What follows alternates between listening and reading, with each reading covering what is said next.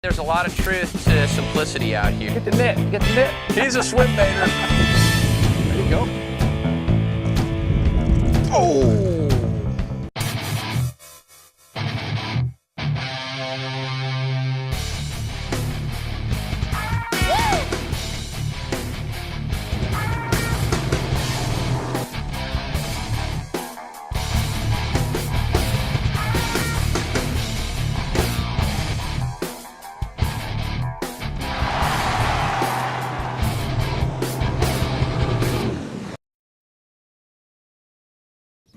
Welcome everybody to another edition of the Future Pro Tour. We're here today on the California Delta. It's late summertime and we're getting our anglers prepared for the September 17th event right here on the California Delta. And we're going to have with us today two professional anglers. One guy is going to talk about electronics. The other guy is going to talk about how to break down the Delta so that you can be more successful. We have with us today Chad Martin, an FLW touring pro, fishes some of the Bassmaster Series events. And we have with us Vinci from Johnson Outdoors, side imaging. He's going to talk about electronics and your equipment on how to be more successful. Lynn, glad to have you with us again. Hey, thanks a lot for having me, Vince. I'm pretty excited about today. We had our great show here earlier in the year on electronics up on Bullard's Bar. Fantastic results from there in deep water and mid-range sonar fishing, but this is a whole new different ballgame.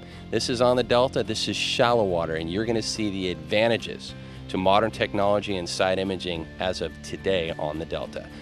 Shallow water versus deep water. Oh yeah, it's going to be a huge difference for the anglers to see the advantages to that, because I think a lot of these guys don't realize you can use side imaging to super shallow depths and to a major advantage, and Chad Martin today is going to be able to show you that as well. Preparing for the California Delta and tournament competition. You all stay with us. We'll be right back.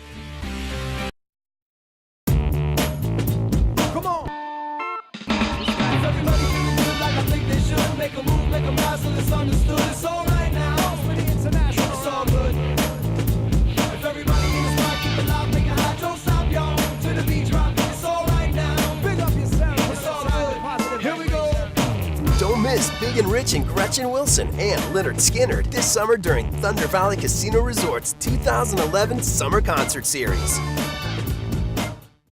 Precision-built performance, responsive engineering, and revolutionary design. Welcome to the accelerated look, feel, and all-out muscle of the Ranger Z520 Comanche. Powered with the 250 HO Evinrude E-Tech, the only outboard with no dealer scheduled maintenance for 3 years. This rig is built to excel. The Ranger Z520 and Evinrude 250 HO. Don't just separate yourself from the pack, leave it. Evinrude E-Tech. Spend more time on the water.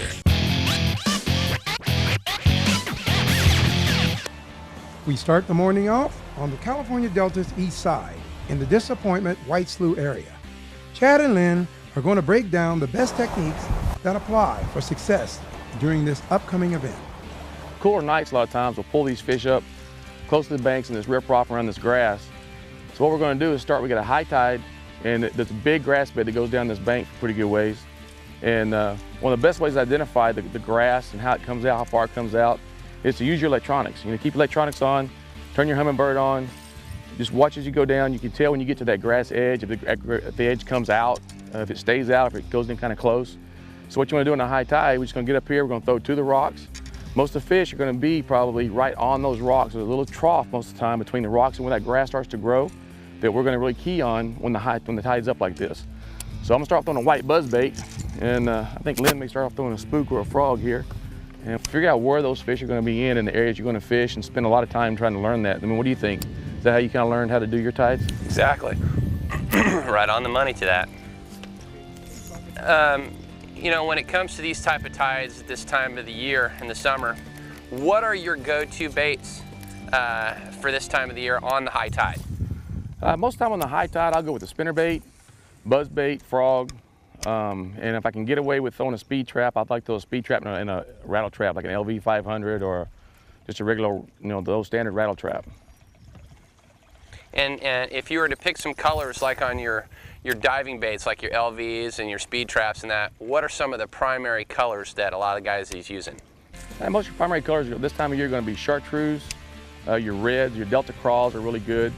It never hurts to try to match, the crawfish or the bluegill that are running around these grass beds. And You know, that's their main forage, bluegill, crawdads, the little bait fish that run around through here. And so that's the type of baits I really kind of key on. And the colors as far as the top water, I like to keep it simple, black and white. Yeah, you know, there's a lot of truth to simplicity out here.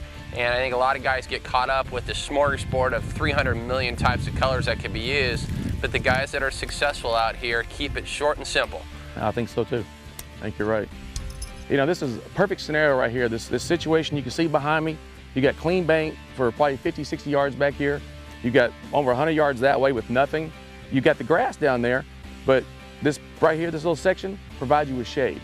So if you got some deep water like we got right now, we're sitting in 7 feet of water, 6 feet of water, and we can see right here that the grass is kind of sparse through here. We know that underneath this periwinkle growing up right here, that we're going to actually have some really nice depth. A lot of times these fish are going to move just right up underneath. As the tide goes by, gives them great ambush pots. So, you know, as you go along your fishing, you're throwing your top waters, you're throwing your frogs. If you come across a section like this, I use 50-pound braid.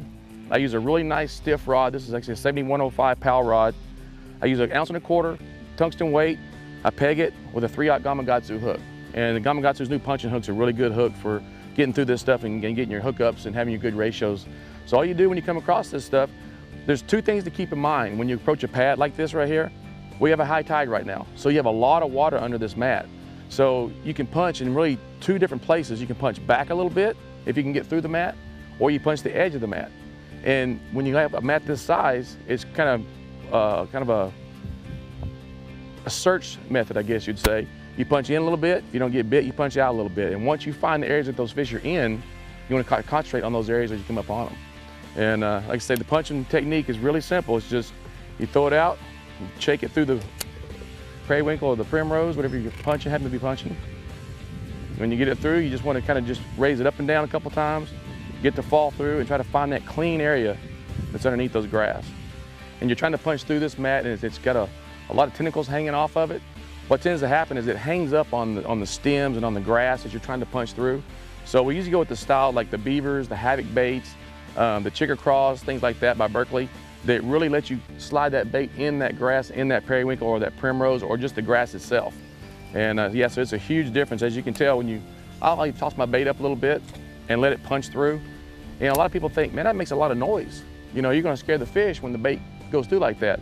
Not necessarily. If that fish is back there 3 or 4 or 5 feet away from the edge and you drop that punch bait in there, he hears it come through and he goes to look at it.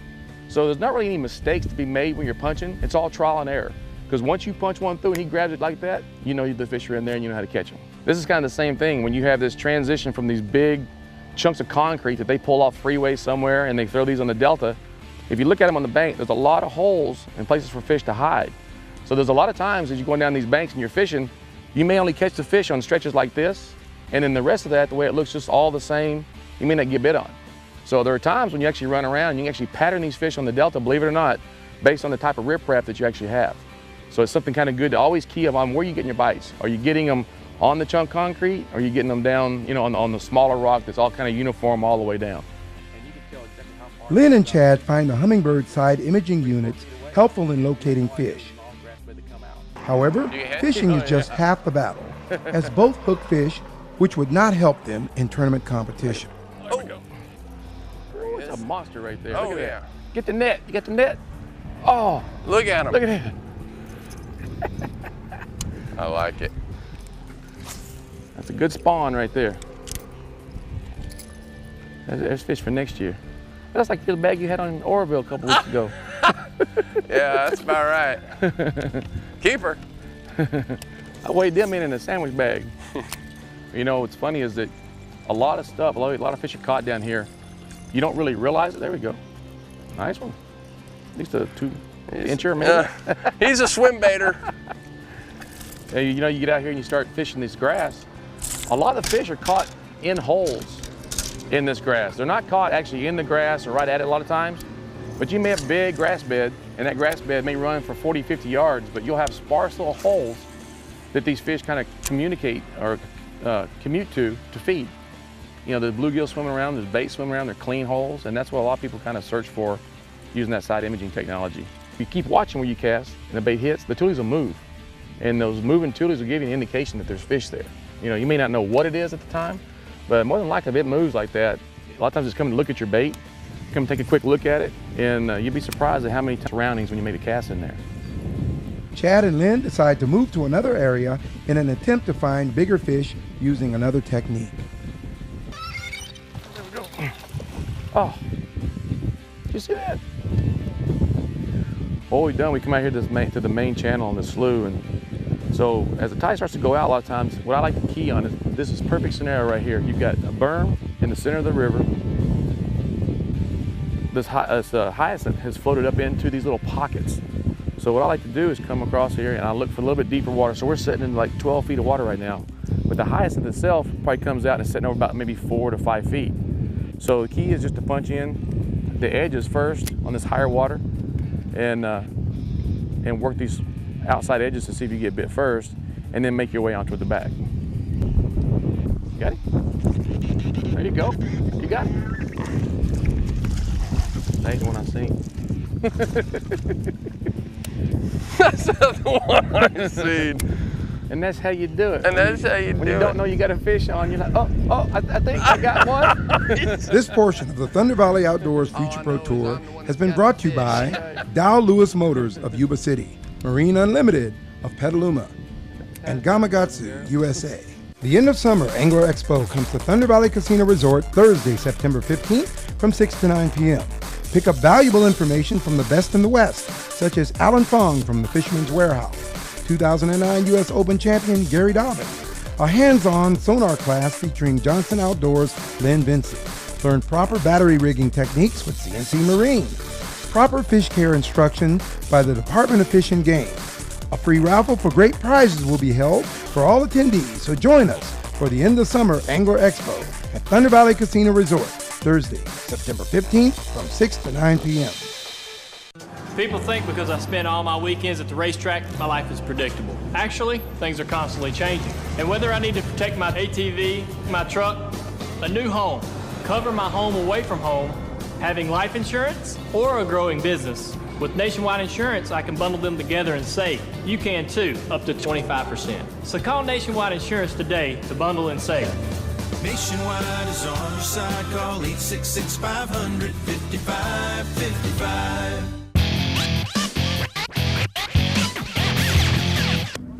The fifth event of the Thunder Valley Outdoors Future Pro Tour season was held at Clear Lake on August 12th and 13th.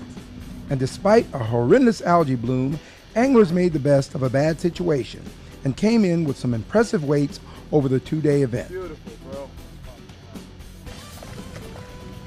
Teams traveled all over the lake to find fish. And when weighing time came, good limits were brought to the scale. All right. Many Future Pro Tour teams are husband and wife. And believe me, these ladies can hold their own when it comes to catching bass. 16, Get one more on this side. 18. How many? 4 fish. Couldn't get that. One was dead. 4 fish, 1 dead. Let's see. Eula, Mike fishing with the wife. Eula, 1377. 1377 is the weight minus the dead fish. Frog bites, and they weren't taking all, so we went a little subsurface and changed our holding. 2258. 2258. That's a good weight right there. 23. 23. All right. Shot in maverick worms and about 15 to 20 feet of water. Catch fish all day long? All day long. All right. And how would you go out there? You were the net man or what? No, we caught a total of about 12 fish today. Okay. So we kind of split the difference here. Okay. 1855. The team of Newman and Bennett, Team Coors Light, took a top 10 finish on the strength of this first day limit of bass. 10.23, got 3 fish. So all day long, just fish here, fish there, fish there. It was just hard. Did it keep you in lots of food and water? Just lots of water. All right. Got to have those stones in the tub. That's what that tub is for. It's not Saturday night. We take care of this resource. So in that tub, we've got these air stones that give the air, the water, a lot of oxygen for these fish. Here we go, boat number 68. Next up, please. 73, boat number 73, Tom Pearson, fishing with his grandson. Is okay. Connor's a heck of a fisherman, too. We've got him on camera a few times, and he's our poster boy. If you look on the van over there, we've got Connor there catching his big fish. This is good weight. The winners of the Big Bass Brawl was the team of Juarez and Templeton, who took top honors with a 2-day limit of over 46 pounds. Come on. Everybody can do it like I think they should. Make a move, make a rise, so it's understood. It's all right now. For the international, it's all good. If everybody in the spot keep it loud, make it hot, don't stop, y'all. To the beat drop, it's all right now. Big up yourself, it's all good. Here we go. Don't miss Big and Rich and Gretchen Wilson and Leonard Skinner this summer during Thunder Valley Casino Resort's 2011 Summer Concert Series. As a team owner in the NASCAR Nationwide Series, I know pleasing fans is a top priority, because without the fans, there'd be no NASCAR. Just like if it weren't for customers, there'd be no Nationwide. That's why they serve their customers' needs, not shareholder profits. Because as a mutual, Nationwide doesn't report to Wall Street. They report to their customers. And that's just one more reason why the R&R family has trusted Nationwide for more than 30 years. Nationwide is on your side. The end of summer Angler Expo comes to Thunder Valley Casino Resort Thursday, September 15th from 6 to 9 p.m. Pick up valuable information from the best in the West, such as Alan Fong from the Fisherman's Warehouse, 2009 U.S. Open champion Gary Dobbins, a hands-on sonar class featuring Johnson Outdoors' Lynn Vinci. Learn proper battery rigging techniques with Vinci Marine.